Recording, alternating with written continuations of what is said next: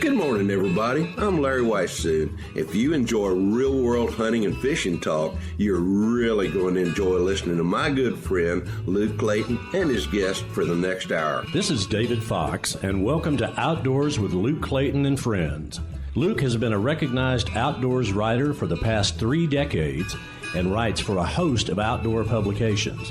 Luke pens a weekly newspaper outdoors column that appears in over 40 Texas newspapers. Luke is on the pro staff of Pyramyd Air, your one-stop shop for everything air gun related.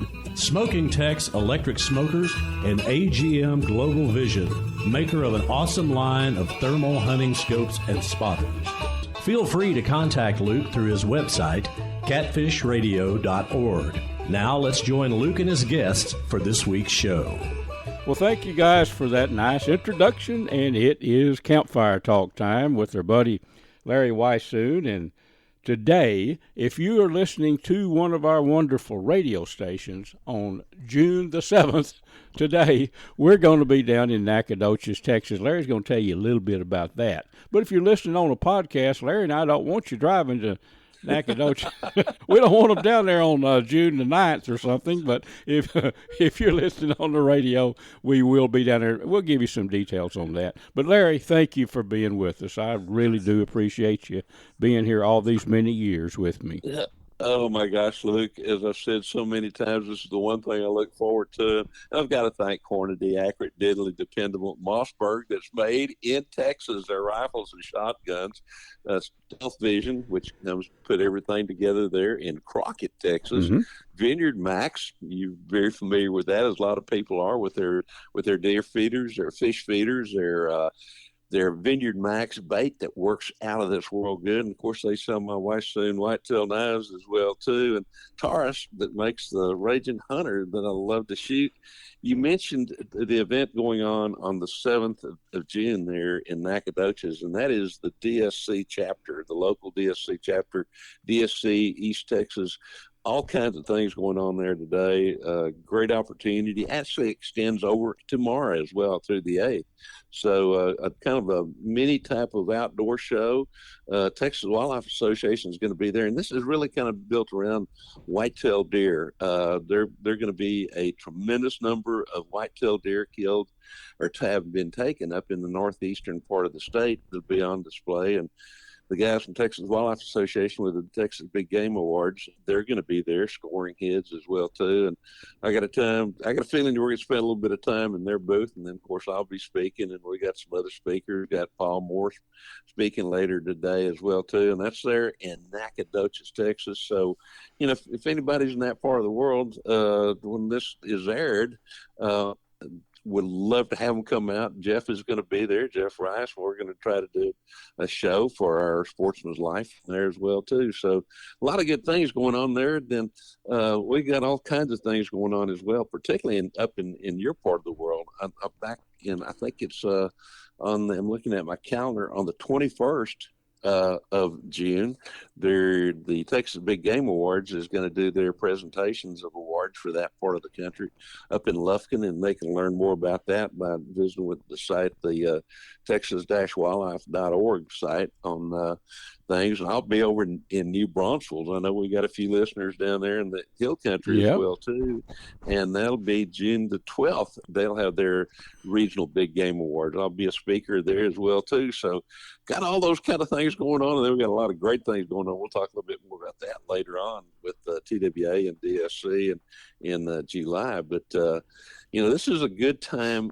It's hot outside. Fishing has been really good. We had a chance to fish the other day, and brought back some great fillets and some striper hybrids and some whites. And this is also a really good time to start thinking about the fall. And you know, some of us have the opportunity to hunt different places a little bit, and even if we don't, we get a chance to dream about them. So yeah, right. I'd highly recommend that if anybody in the listening area that can, you know, go to that show there in the Northeast or the DSC East Texas in Nacogdoches and learn a little bit more about DSC and all the great things that we do. But there are going to be all kinds of booths there as well too. And of course, as I mentioned, Jeff and I are going to be there, and I got a feeling we'll be telling some stories as well too. So it's time to visit. when you get right down to it, I guess. You bet it is, Larry. I want to extend an invitation to some longtime listeners out of Center, Texas, which is just down the road. They've been listening there, at Center for years there on our radio station. But you guys that are listening, come on down there and meet Larry Weiss, and you can meet me too.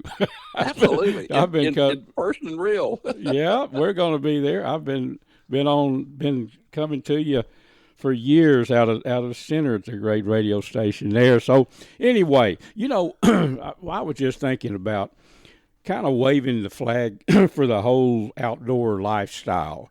We did. Amen. We fished with Bill Carey and Chris, his son. Went down to, Texoma is just now beginning to get fishable again. It was devastated. It's not secret news. Everybody knows that flood hit Texoma and it knocked a hole in the fishing. But and the water slowly been receding, and things are beginning to get back to normal. We went to another spot there that Chris and Bill Carey knew about. It had hybrids and sand bass. Water was in good shape, but we had a wonderful time. And like most outdoor adventures, it's okay to jump in the boat, go fishing, jump in the car and go home, but that's not the way we did it, Larry. We didn't. We had a chance to spend the night before over at our buddy Jeff Rice's place, which is about 45 minutes from where we fished, and it's over near Lake Fork, where Jeff is. And we got out and caught a nice mess of channel catfish, and I had all the material, the supplies to blacken. Our goal was to blacken some hybrid stripers, and we did that the next day. But we had all those nice channel cat, and I had some barbecue cooked up. I remember asking you and Jeff, you know what? I've got enough butter and blackening seasoning. If y'all want to, we can just blacken tonight. We can blacken these catfish. My gosh, they're good when you defrost them and blacken them, but I swear, right out of that fresh water into a cast iron skillet and with some lemon squeezed on there, I think we almost hurt ourselves eating those catfish that night. We did, Luke. And of course, I have to tell everybody who the champion was as far as catching, and that was Mr. Luke Clayton. I think I was just there as a color commentator more than anything else, because I think I had maybe one bite, and Luke ended up essentially catching all the catfish that we had. But, oh, my gosh, I'm so thankful that you did, and it was out of this world good. Cooking that cast iron skillet like we did, the whole term is we almost foundered ourselves. I know one person sitting around the campfire that did, and I'm not looking at him. It would be me. I think we all did. The way that I blacken them is not the white hot skillet. I've mentioned this, but it really is something that I like to pass along to people. Paul Prudhomme, he was all about a white hot skillet, dry skillet, and put those fillets in there on a dry fillet with seasoning coated with the Paul Prudhomme blackening on that hot skillet, white hot. And the smoke goes everywhere, and you can, So that's one way to do it. But, Larry, like I mentioned down there, what do you do when you get those fillets charred like that? You pour some lemon butter on them, Yes, you do. So up in Saskatchewan a few years ago, I thought, why don't I just not get the heat, get it hotter than normal, get it maybe 375, I'm guessing. I don't use the thermometer, but get it on up there and then put a little butter in there and then kind of sizzle those fillets in a little moisture, a little butter. And that's what we did. And I'll be honest with you, I think I'm like you and many of our friends listening, long-time fish fryer. I won't quit frying fish. But I think I'm going to do way more blackening because I cooked it for I cooked fish like that for a family get-together that previous weekend, that evening with you and Jeff, and the next day we blackened those hybrids for lunch. Everybody thought, hey, you know what? We need to start doing this more, blackening. So it's a good way to do it, and it's really simpler than having the meal and the breading and the oil. All that stuff, Larry. So it's a good way to do it, It really is. And having had the Prudhomme method as compared to the one that you're doing, I tell you, I really like the way that you did those catfish, blackened those catfish, and the striper, or rather the striper hybrids. Yeah. To me, the flavor was better. The flavor was more throughout the entirety of that fish fillet. And it was out of this world good. When you told me about that, actually, you told me about doing that some time ago. And yeah. So my wife has decided she really wants to likes fish. I mean, she always has, but basically that's what we're doing with the fish we're doing. And again, it's quicker, it's not as messy, and oh my gosh, it's so very good when you get the finished product. Yes. One more tip along those cooking lines. Bass Pro Shop has this is not a commercial, but it's the way to go. Yes. They have a big shaker of I think it's called Backwoods Blackening. You can search it out on their website. That stuff comes in a big bottle, and it's as good as any blackening seasoning I've ever used. It's not too salty at all, but that's what I use. And you can, the little bottles you buy, at the store, those little round bottles that are tall, those things cost like $4 or $5, and they're good for like one blackening. So that's a tip for everybody right there. I actually got home and I was almost out. I put in an order immediately. I did. I think that was a wise move. I don't want to be without my backwoods blackening seasoning there. Well, Larry, that's we need to plan. I know we've been kicking some ideas around what we're going to get together next. You're awful busy now, and thank you for some information. I just wrapped up an article for Fur Fish and Game on predator control. And yes, sir. And mostly, I kind of highlighted raccoons because they are devastatingly bad on ground nesting birds for sure. And even up in the pothole region, and even here in the spring, mallards that nest, they'll wear out duck eggs or quail. Oh my gosh, yes. So you had mentioned, that the article, the whole thing was, I don't hate coyotes, I don't hate raccoons, but you have to keep the numbers in check. And you gave some good tips, and I mentioned those in that article. It'll be out in Fur Fish and Game in a few months, but thank you for that. That's going to be a big help. And then, of course, another one that I'm writing for along the same line is for the Airgun magazine, Airgun Hobbyist, and we're going to highlight all that stuff and hunt them with a thermal scope, and an economical thermal scope and a 25 caliber Avenger little PCP air gun. So thanks for helping me out on those articles with some biological stuff. Absolutely. It's my pleasure. It sounds like we need to plan a fishing trip and a predator hunt kind of combined kind of thing. And right now the fawns are on the ground, and particularly in those areas where we have a lot of coyotes and bobcats.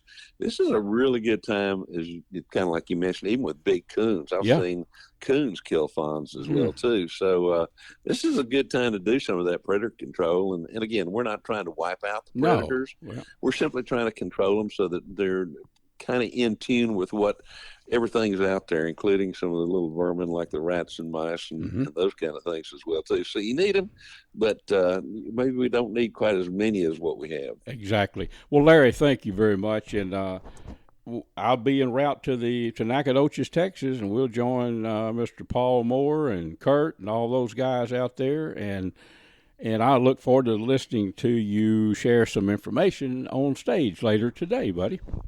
It will be a tremendous amount of fun, and we'll see all those folks who can out there later today. Well, friends, Mr. Larry Weishuhn is going to tell you about the finest hunting optics that we have ever found. Look, these are called Stealth Vision. They come from Crockett, Texas. Dr. John McCall developed them.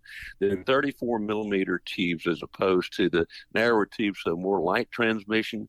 They have a little green light that comes on. That scope is leveled because that's when you want to pull the trigger. They have an optional lighted reticle as well too, and a whole lot of other products. And folks can learn more about them by going to stealthvision.com. Folks, I want to introduce you to VINEYARDMAX. Now, this is an awesome deer attractant, a food attractant that's made with hammer-milled grape skin, dried hammer-milled grape skins. It has a mixture of rice bran and also corn chops.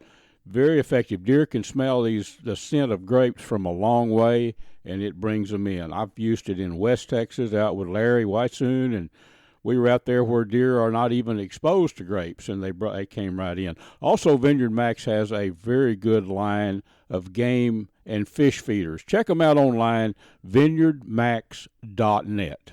Friends, I want to tell you about an awesome camping destination, Wind Point Park on Lake Tawakoni. It's over on the far east side, kind of the northeast side of the lake. It's a pristine park. You can go there and view, I think they estimated a couple of hundred deer on that couple of hundred acres there. Cabins, beautiful RV park, fishing piers, docks. It's got everything you'd want in an outdoor destination. Check them out online at windpointparktx.com.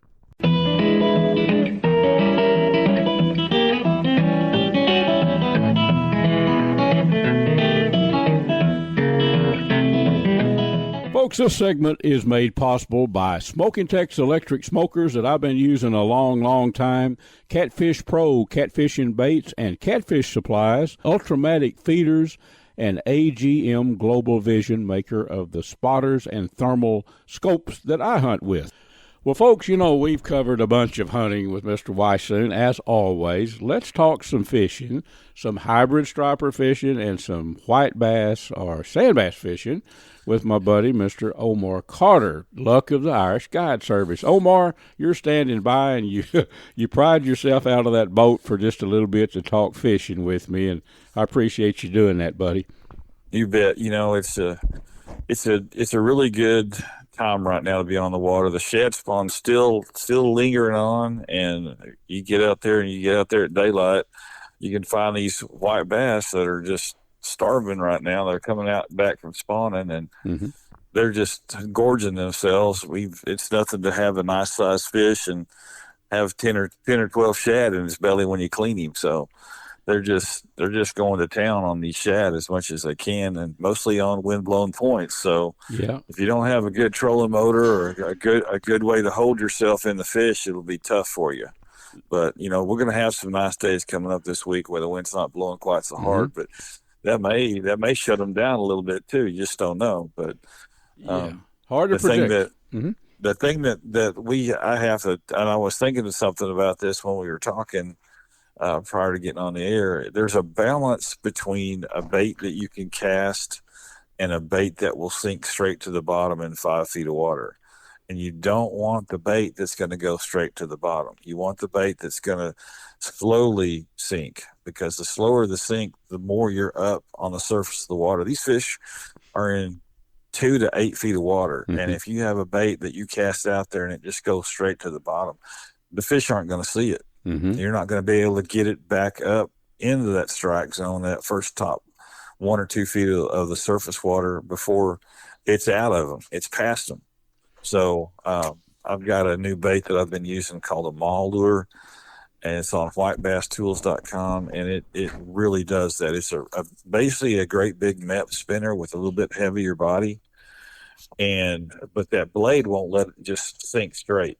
And I tell people to reel it real quick the first 2 or 3 reels to get that blade spinning, and then slow that retrieve down. Because again, if you reel it so fast that you're out of the fish right away, you're not gonna get bit either. So there's a whole little balancing act there of having the right bait heavy enough to get far enough so you're not in the fish, you know, sitting right over them. And then the other thing, you can't sit there and miss the fish either, you know, by going straight to the bottom. So lots of things you have to think about. Oh yeah, for sure. That's what I like to get you on, because you always come up with some real world tips. In other words, if you were out there, and I think most of our friends listening understand, the shad are up shallow. You might be fishing 3 feet of water, 6 foot. You're going to be fishing shallow water. For instance, if you threw a bait like a heavy, you know, remember the old Little George? That rascal. You'd have to start cranking it fast and hold that rod tip up real high the minute it hit the water, or you'd be on the bottom. So, is this an inline spinner that you're using? It's an inline spinner, yes, sir.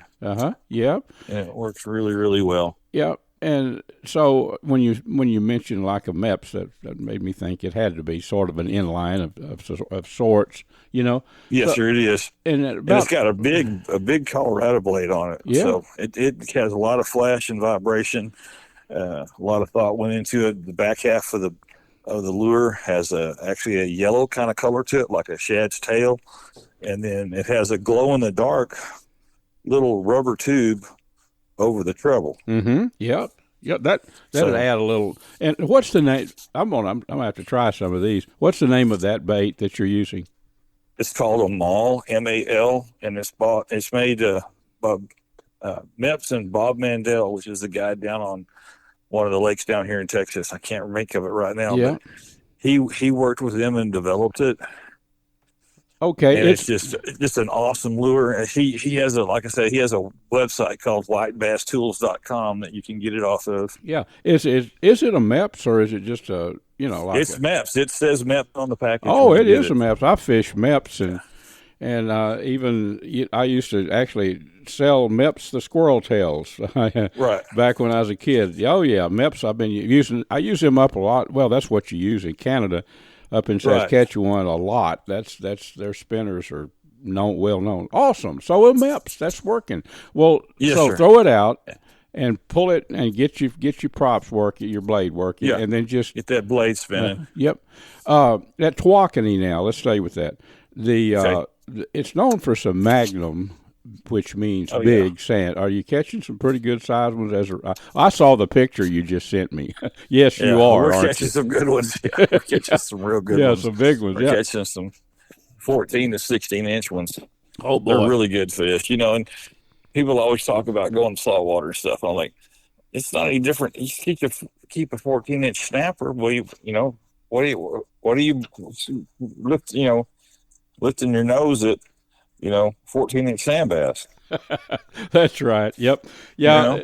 People like to go places and catch fish, but right here at home, Tawakoni. It's awesome right now. And the crazy thing is, you fished shad spawn before.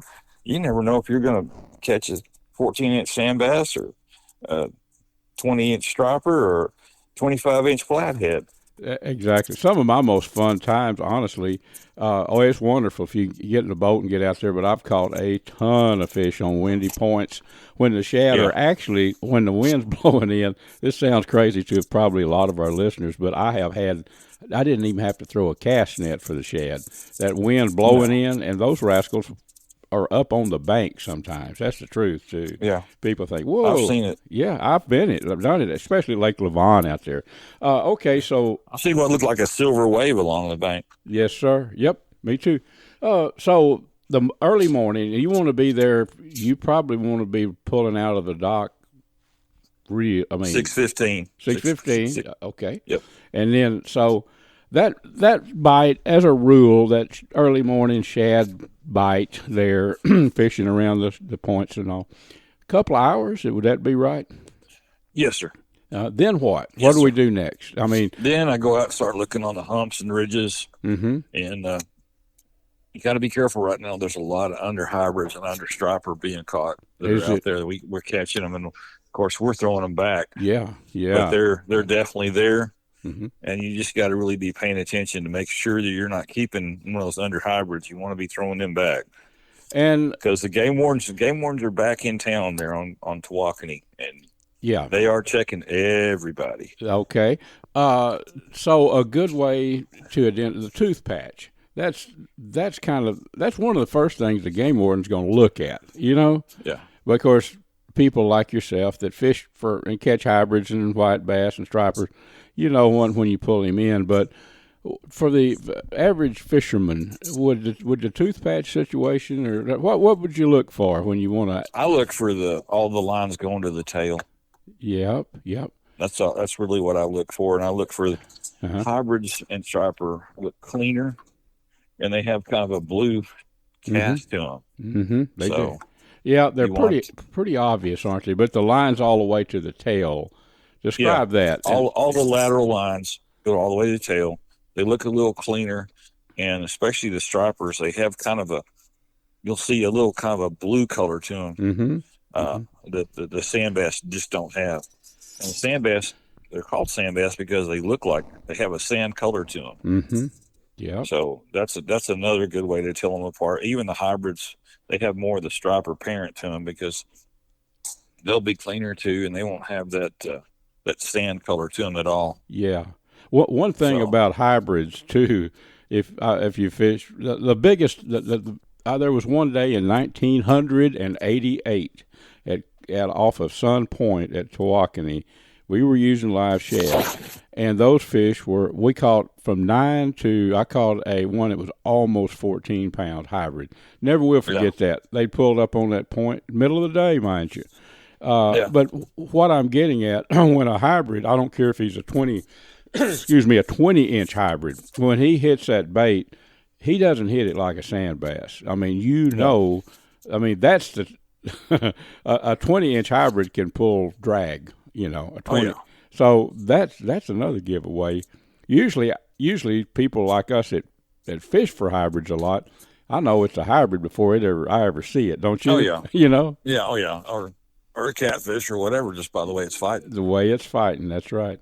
Well, Omar, go right ahead. It's been awesome. It's just been awesome right now, and yep, that's good. One of those times when I wish I could have everybody I knew that I cared about on the water with me, because it's just so much fun. Yeah, well, I hope to get with you very soon, get out there and make a good article for my newspaper column that goes out to a bunch of newspapers every week. And I tell you what I'd like to do is get Jeff Rice. You met Jeff at our rendezvous in Greenville. Right. Get Jeff out there with his camera. I can film, you can film, Jeff can film better. He's really good, He puts our show together each week. But get that captured on video and highlight that early morning thing. And I think it'd be lots of fun. So maybe we can do that. And Omar, I know you're a busy guy right now, so I'm not going to keep you long. I would Luck of the Irish Guide Service, folks. Yes, sir. Omar Cottrer here, known him, fished with you a long time. The best way to contact you, Omar, is what? 817-937-8755.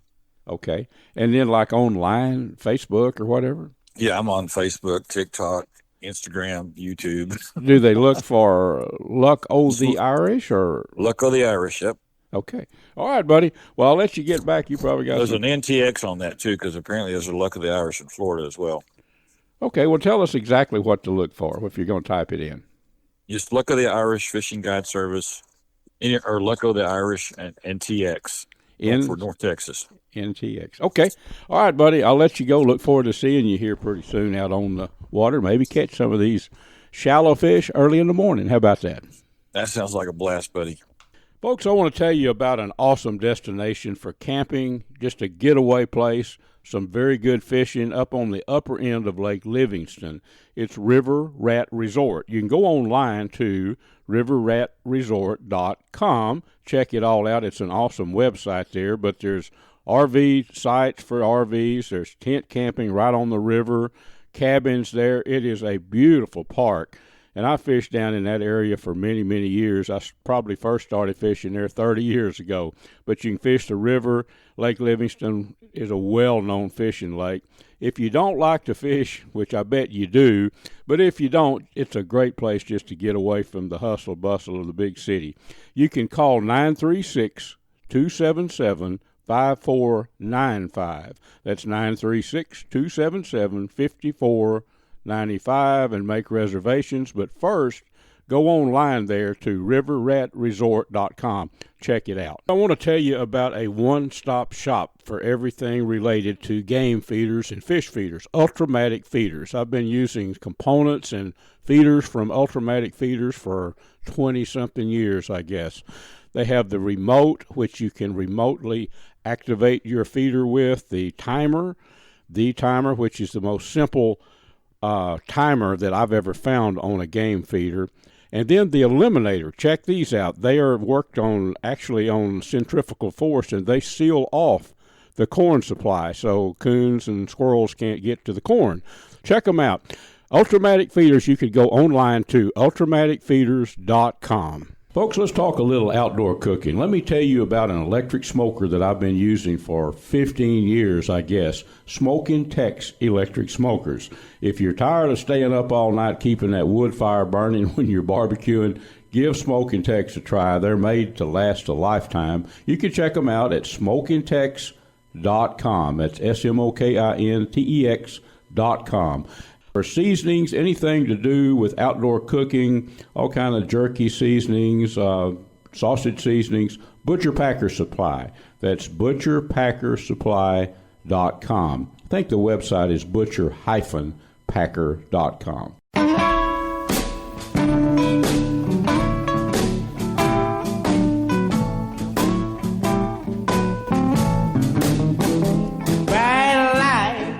Friends, this segment is made possible by Platinum Cadillac and Chevrolet in Terrell, Texas. Stop by and visit with my buddy, Mr. Justin Rudd, and his team of experts, and let them put you in a new Chevy pickup or a Cadillac or whatever you might be in the market for. Also, the Choctaw Hunting Lodge up in southeast Oklahoma. Check them out at ChoctawHuntingLodge.com. Also made possible by Pyramyd Air, your one-stop shop for everything airgun related. Well, friends, one of my best and most long-time friends is Mark Ballette. Now, you've heard Mark on our show many times in the past. He's just a great friend, but Mark is also probably, I won't say probably, I know Mark spends more time hunting, guiding hunters in the woods, tracking game than probably anybody I know. I know a lot of people, too. But Mark's going to visit with us. We're just going to talk about maybe some changes in hunting through the years and talk about, what's coming up for summer hunting. Mark, thank you for listening to my lengthy ramble here, but I appreciate you taking some time and being with us.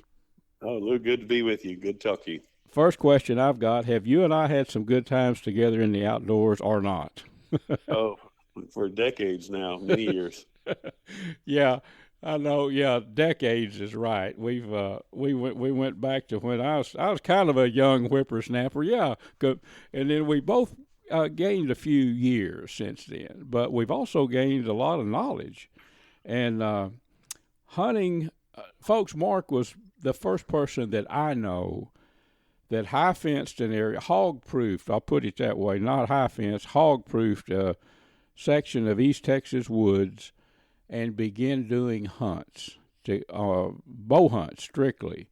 Mark, that's been, roughly speaking, 25 years ago? Something like that? 35. Oh, my goodness. Well, okay.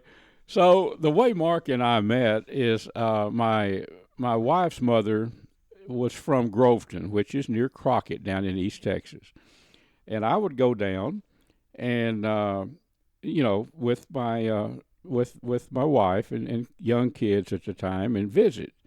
Well, it didn't. I was writing outdoor stories for newspapers and all then. I'd already gotten underway as a hook and bullet writer back in those days, and I remember contacting you, Mark, and I knew there's a guy down here that does hog hunts, and I've always been crazy about hog hunting.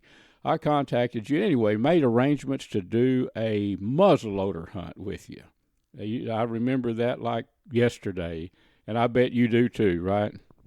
Oh, yes, I remember that well. So I had an old, I think it was a Hawken, I think it was a Hawken replica. Anyway, we got back in that probably close to 100 acres, heavy cover. Mark had quite a few hogs in there, and we did a stalk hunt, and I actually nailed one. That was the first hog I'd shot with a muzzleloader, I think, and that's where it all began. And since then, we have had a ball together. We fished and hunted, and Mark is. I got hooked up with a friend of mine, a mutual friend now, Larry Large, and Larry and I started. Larry called me, wanted to know if I wanted to be an outfitter, and I said, "Look, I'm no outfitter." He said, "Well, you're about to be." So anyway, we started guiding elk hunts and bear up there in northern Colorado. And the first year, called Mark. I said, "We need some help." And you came up, and you still, as a private thing, Mark, you still up in northern Colorado, you still go up with friends and hunt that same ranch, don't you? Yes, I have for many years, but like a lot of people know that Colorado has went to over-the-counter. I mean, there's no more over-the-counter. It's draw-only hunts for out-of-state. So I'm not sure what's going to happen on that place after 15 years. I know it's been 15 years. I pulled out of it. I found out, I'm mid-70s now, but I was probably late, I don't know, around 70 years old. My wife said, Luke, you're not getting as excited about this as you used to be. And I don't know, it's something I'd been doing for several years, getting all the gear together and the food and rounding all that stuff up. I started thinking, and the bottom line is, I'm turning down places to go hunting. I enjoyed it, but I got to the point I wanted to hunt on my own more, and I remember telling Larry, I said, it's time for me to pull out of this deal. But luckily you knew as much about it or more about it, the place, as anybody, and y'all kept it going a few years, and then Larry, I guess because of age and everything, Larry pulled out of it. But the thing, y'all have continued having a good time up there, and hopefully that'll work out with the draw thing. But the draws on out-of-state hunts, Mark, puts things in a different light for sure, doesn't it? You can't depend on it, can you? Really? Yeah, it's hard to plan. It's hard to set things up. Yeah. When you don't find out if you get drawn until 2 months before the hunt. Yeah, I mean, people they want to go somewhere and hunt. Most everybody's already made plans. Well, hope that works out. If not, as we've learned through the years, there's always something else fun just around the corner. Now, let's talk exotics. Now, right, Mark owns B&C Outfitters, folks. And this is the same land that Mark knows every inch of the ranch up there. He's hunted it since he was a boy. And the same place we were talking about the first hog hunts, well, that's now part of a big high fenced area. And they also, Mark's place, B&C Outfitters, there's also over 2,000 acres of land scattered, open country too. But the high fence thing, it's become, it started out as a low fence with hogs, but now several hundred acres of real East Texas country. It's not a pen. It's a big, those hogs in that place know every inch of it, But the exotic hunting, tell me how that's kind of changed hunting. In other words, the axis deer, and you do axis buck hunts. There's a huge interest in that. Those bucks probably about right now they can rut anytime, breed anytime during the year, but they're probably about to peak out, aren't they? Yes, I mean this is a time of year where it's your best chance at catching some of the rut, or the rut being more deer involved in it than, like you said, that once in a while when one is breeding. Yeah. But no, it's really nice when you get a second deer season in the middle of summer and not relying just on the whitetail rut or the fall rut. It works good, and it helps a lot of people that aren't able to get away at that time, and they can still come out and enjoy a hunt and get a nice axis buck. Hunt during the rut, yeah. Our kid Larry, our friend Larry Weisstein, who was on just previously here, before you, our kid Larry, I said, I'll tell you, I don't ever want to stop hunting white-tailed deer, and I know as long as I can, I will. But if axis deer honestly have it all. Now, whether the venison on an axis buck or doe is any better, I love venison if it's taken care of, if the meat's processed right and all that.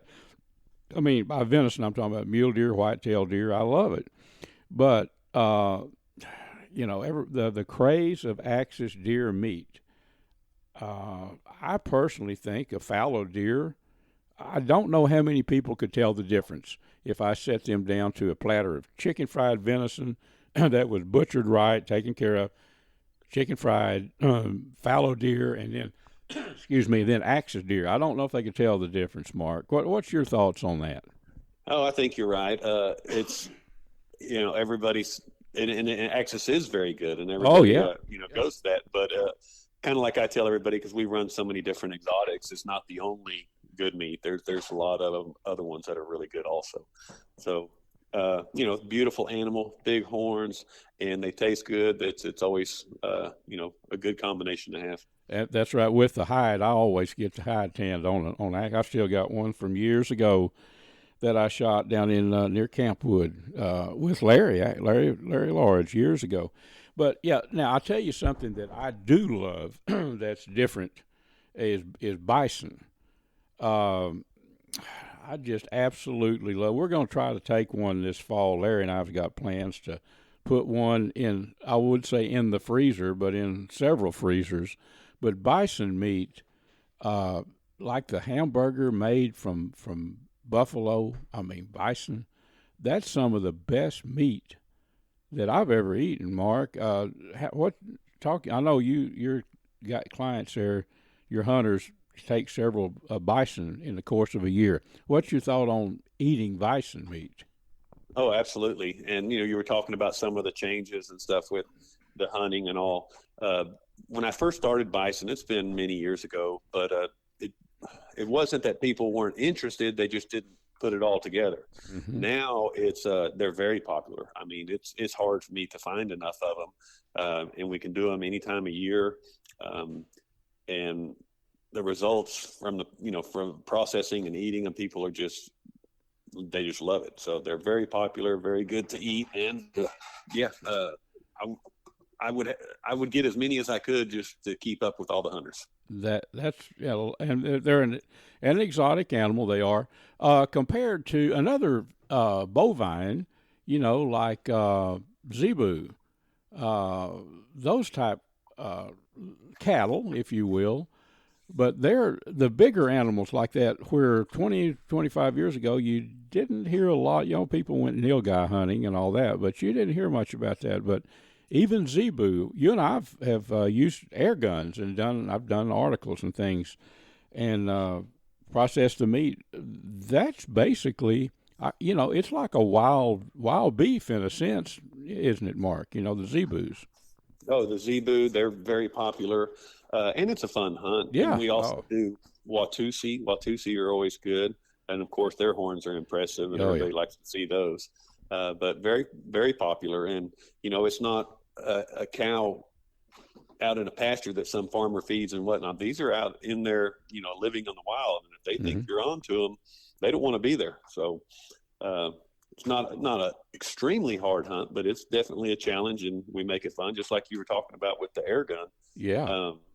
That was a challenge. Oh, it was, but the air gun did the job on that one. And I remember, never will forget. We were that is a young bull, got hung up in a pine plantation there, and you told me that that one had tendencies to get a little aggressive, and it was I could imagine one of those hemming you up back in the woods somewhere. A little bit of, I won't say fear, but a little bit of a different feeling than going out and shooting a deer. Mark, we're about out of time. One thing that I'd like to invite all of our friends to do, whether you're listening on the radio right now, and if you're listening to the podcast later, folks, Mark is down in East Texas, an hour and a half from Houston, maybe, in 40 minutes, 30 minutes from Crockett, down in that part of Texas. Give them the website, Mark, where they could go and learn more about what you do. Yes, they can look at my website, easttexasexotics.com, and that will take you to BNC Outfitters, or always call. Sometimes we have internet issues, but my number is 936-544-0882. That's right. And folks, Mark has got a nice lodge. It's a place that you would enjoy. It's an affordable place. If you're looking for a summer hunt, give him a call. Mark, thank you for being with us, buddy. All right, Luke. Good to talk to you. For about the past decade, I've been hunting editor for Air Gun Hobbyist magazine. I think the only magazine devoted strictly to air gun shooting and hunting in the country. Well, in that length of time, I've learned quite a bit about big bore air guns and smaller calibers too. A spot to go to that if you're interested in air guns, you need to know about Pyramyd Air. The website is PYRAMYD, PyramydAir.com. They have anything and everything you need, from the guns themselves, the big bores or the smaller calibers to the accessories. Just remember PyramydAir.com, and there's a number when you get on the website if you need to call and talk to somebody. Give them a buzz, and they can fill you in on little details that you might need to know about shooting or hunting with big bore air guns. While you're on the website there, I'd like you to check out the big bore air gun that I've done a great deal of hunting with. It's the Seneca Dragon Claw, 50 caliber, pressures up to 3,000 psi, and it looks like a conventional rifle. Wooden stock. I think you'll like the appearance, and I know you'll like the performance. It shoots not only bullets, but also air bolts as well, tipped with a broadhead. Check it out. It's the Seneca Dragon Claw. The snowflakes fall as winter comes, and time just seems to fly. Friends, this segment is brought to us by CVA Muzzleloaders. In my opinion, the very best muzzleloaders in the world, the ones that I shoot. You can check them out online, CVA.com. AGM Global Vision, maker of the Rattler and the Adder that I use, you can check them out online too, agmglobalvision.com. Kuby's Wild Game Processing and Kuby's Restaurant in Dallas, and VINEYARDMAX, maker of some awesome deer attractant and some very fine game feeders and fish feeders, located down in Nacogdoches, Texas. Check them out at vineyardmax.net. Well, friends, let's go right on the water. You might hear some birds honking and the geese in the background or whatever. Mr. David Hanson is fishing with his buddy right now. They're on Lake Tawakoni. And if you hear a little background noise, we're not in the studio here. David, thank you for taking some time out of catching those fish, buddy. Well, anytime, Luke. We're sitting here enjoying nature and catching a few fish right now, just getting started. But, ain't nothing better. Yeah. Just be out here and shooting the bullcorn, I agree with you 110%, buddy. Folks, David Hanson is I'm quite sure, has more longevity fishing for catfish at Lake Tawakoni than anyone I know. And trust me, I've been following Tawakoni and David's career a long time, decades. But so right now, David, the blue catfish bite, there's, two catfish primarily that people go to Tawakoni to catch. That's the blues, and the channel cat. Well, you can usually always catch channel cat, but the blue catfish bite, people used to think it was a dead of winter thing. That's not the case. I mean, here it is, like June. But, the fishing, you're still catching, you and your clients, plenty of blue catfish, aren't you? Yes, sir.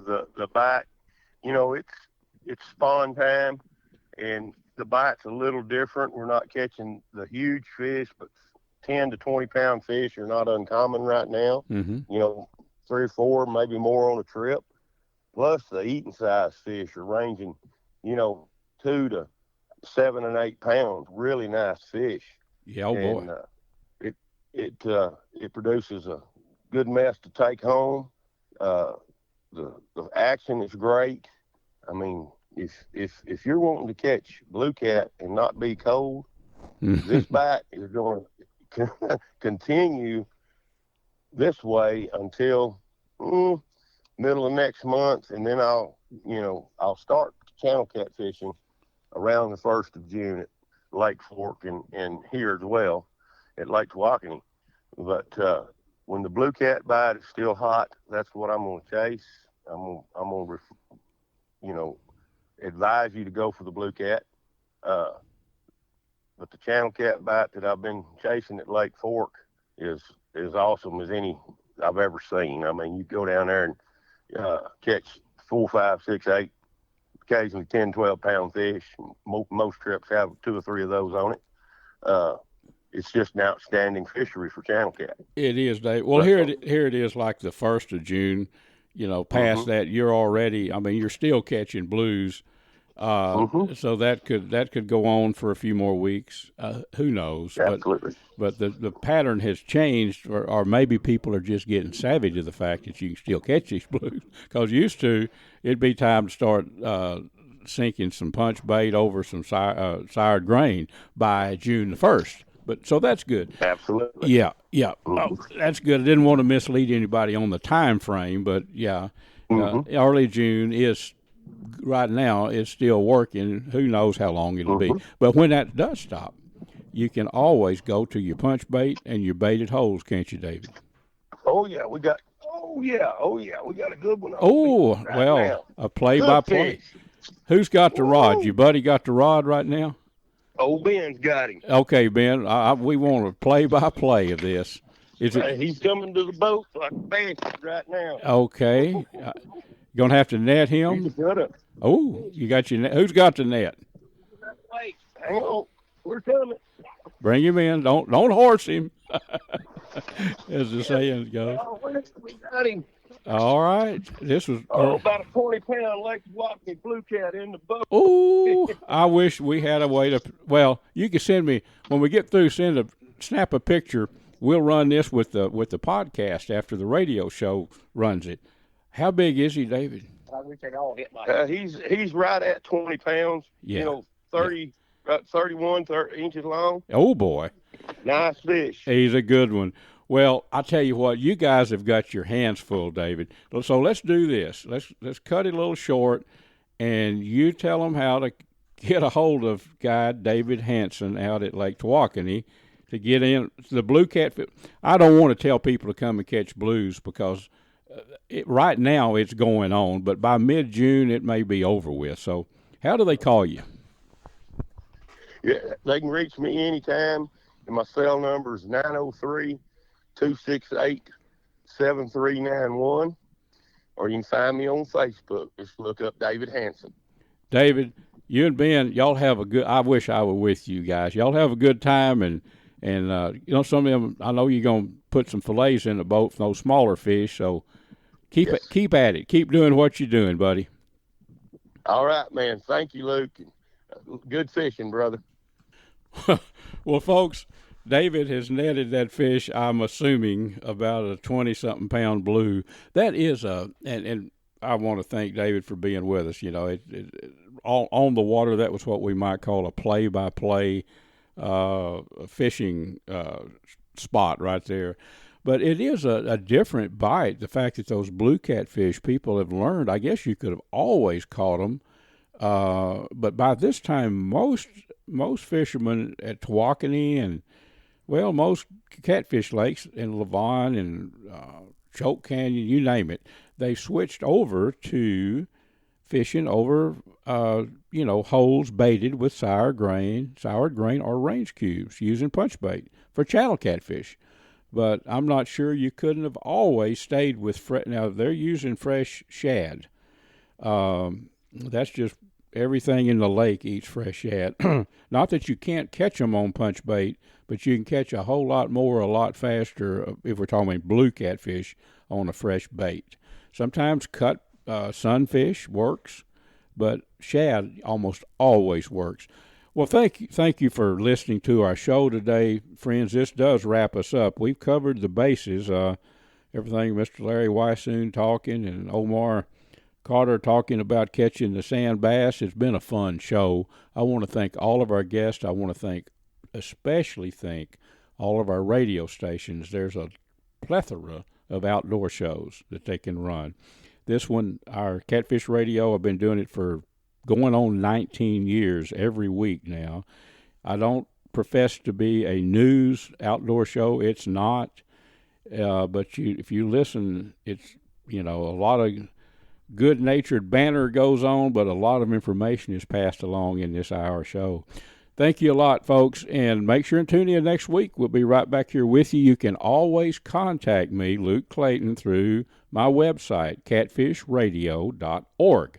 There's a spot that says email Luke, and my email address is there. A lot of you do. Fire me a little note. Let me know what, if you think I need to go maybe cover some other topics I'm not. Make sure and let me know. See you next week, friends. Folks, that about wraps our show up for this week. I've enjoyed being with you, and I hope you've had a good time, too. And, folks, we're also brought to you by the Choctaw Hunting Lodge up in southeast Oklahoma, located about, 45 minutes west of Hugo, Oklahoma, owned by the Choctaw Nation. It's about 45,000 acres of awesome mountain, country, hills, valleys, loaded with game. Lots of eastern turkey, and they do eastern turkey hunts if you're looking for a spot to hunt turkey in the spring. Also, I want to remind you about the Seneca 50 caliber Dragon Claw that shoots bullets and pellets. And by pellets, I'm talking about 200 and 210 grain lead, chunks of lead. It's a big bore air gun that I use. Check out the Seneca Dragon Claw there at PyramydAir.com.